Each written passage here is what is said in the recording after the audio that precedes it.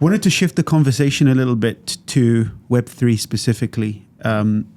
Obviously, the UAE has, I think, especially after COVID, established itself as the leading, not only like an emerging, but I would say the leading country and the leading country to regulate virtual assets. Right? Here in the UAE, we have ADGM, which is the FSRA. We have VARA in Dubai. We have the central bank. We have all of these different entities. If you compare the UAE to, say, the UK or Europe, yes, I would argue that the UK is 10 years behind. The EU is probably 5 years. This would have been unimaginable, and an unimaginable statement about 8-9 years ago, I think. How do you think that will change the landscape here in the UAE?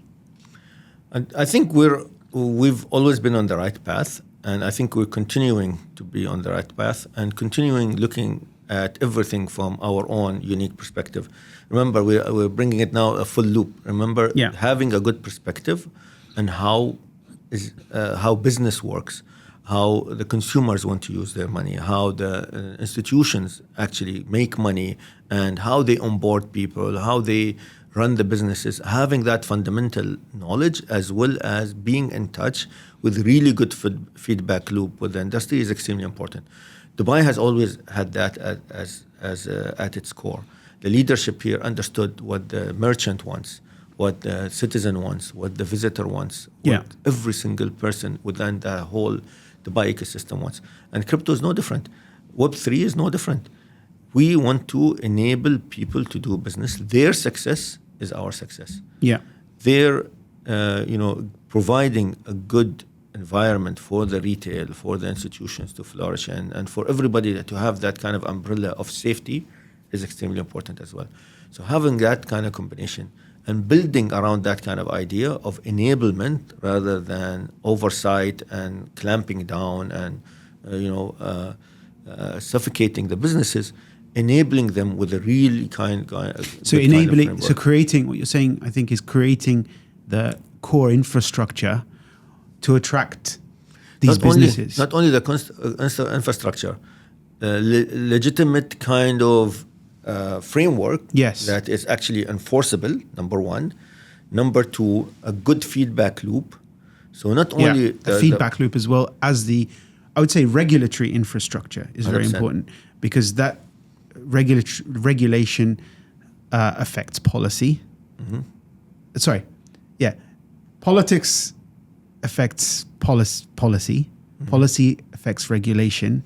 Regulation affects creates a framework for people to follow it. Right? It's many countries, I would argue, have a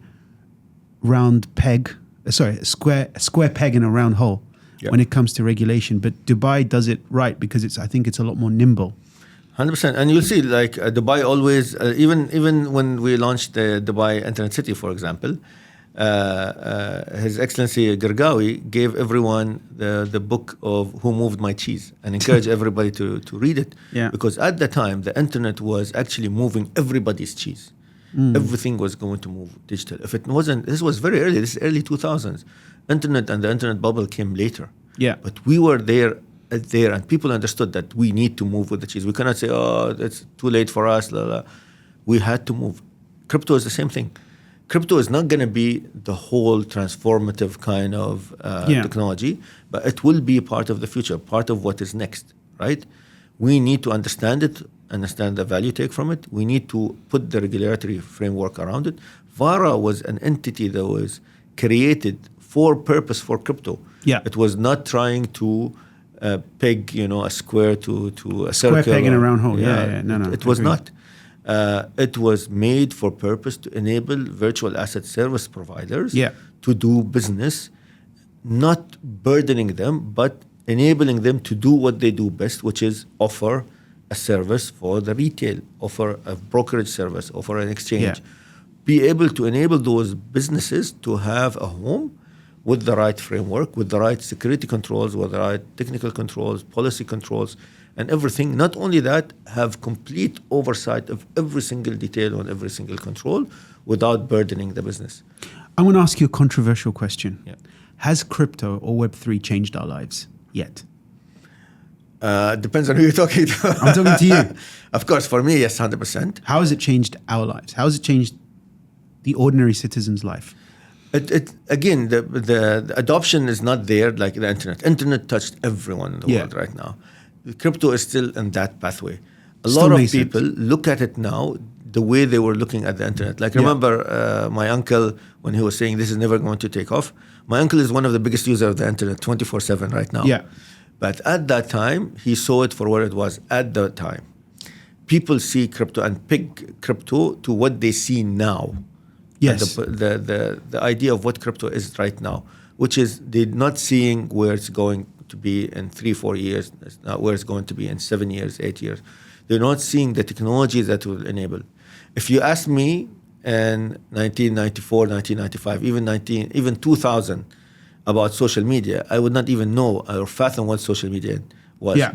Even when social media came out, I was like not understanding the value of it. One of my friends, his name is Fahad Al-Mahmoud, is the one that told me about Twitter at the time and told me, look, this is social media. You have to jump on it. Yes.